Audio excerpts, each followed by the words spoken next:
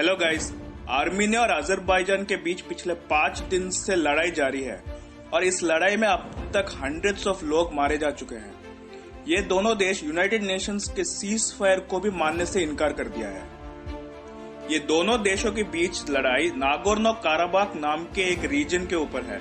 ये Nagorno Karabakh Azerbaijan के अंदर आता है, लेकिन इधर ज्यादातर लोग आर्मीनिया मूल के हैं। नागोर्नो काराबाख को लेकर इन दोनों देशों के बीच ये पहली लड़ाई नहीं है, बल्कि लेट 1980 से लेकर आज तक इन दोनों देशों के बीच इस एरिया को लेकर टेंशन्स बनी हुई है और पहले भी बहुत सारे लड़ाइयां लड़ी गई है।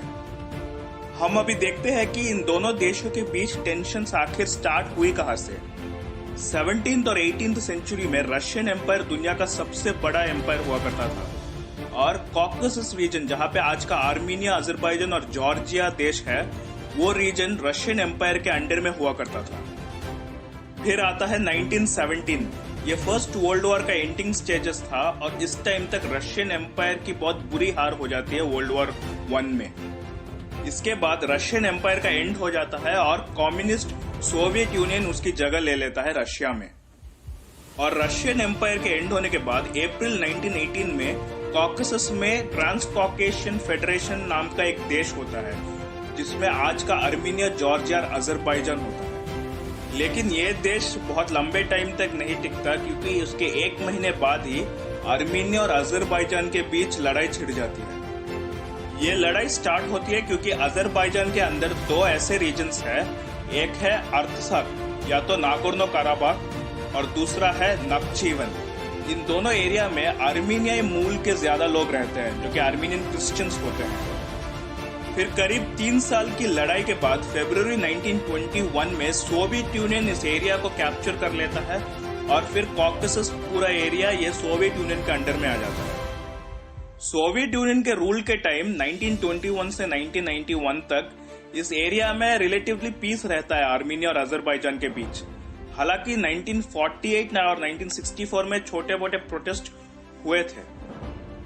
फिर 1988 में जब सोवियत यूनियन अपने एंड के तरफ थी, तब काराबाख के आर्मीनियंस चाह रहे थे कि उनका रीजन अब सोवियत अजरबैजान से सोवियत आर्मीनिया को ट्रांसफर किया जाए।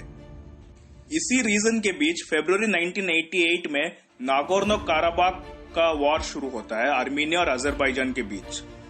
फिर 1991 में सोवियत यूनियन का एंड हो जाता है और कॉकेसस में इन देशों को इंडिपेंडेंस मिल जाती है, जो कि होती है आज की जॉर्जिया, आर्मीनिया और अजरबैजान।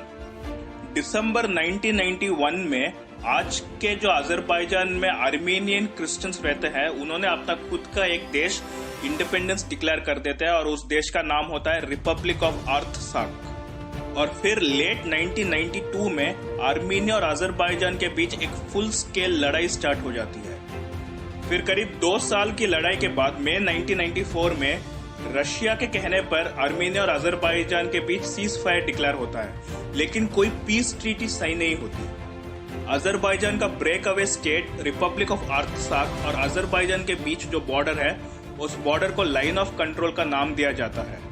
रिपब्लिक ऑफ अर्थसाक को अभी तक इंटरनेशनल रिकॉग्निशन नहीं मिला हुआ है, क्योंकि इंटरनेशनल लेवल में उसको अभी भी अजरबैजान का हिस्सा ही माना जाता है। इसी रीजन नागोर्नो काराबाख को लेकर आज तक आर्मीनिया और अजरबैजान के बीच बहुत सारे बॉर्डर क्लैशेस हुए हैं, जिसमें रिसेंटली 2016 का बॉर्डर क्लैश थोड़ा डेडली था।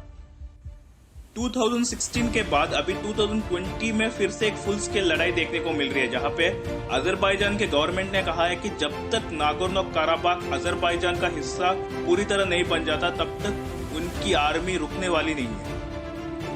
इन तीनों देश आर्मीनिया, अजरबैजान और ये रिपब्लिक ऑफ अर्थसाक में मार्शल लॉ डिक्लेयर हो जाता है और बहुत सारे लोगों को आर्मी में भर्ती करवाना स्टार्ट हो जाता है।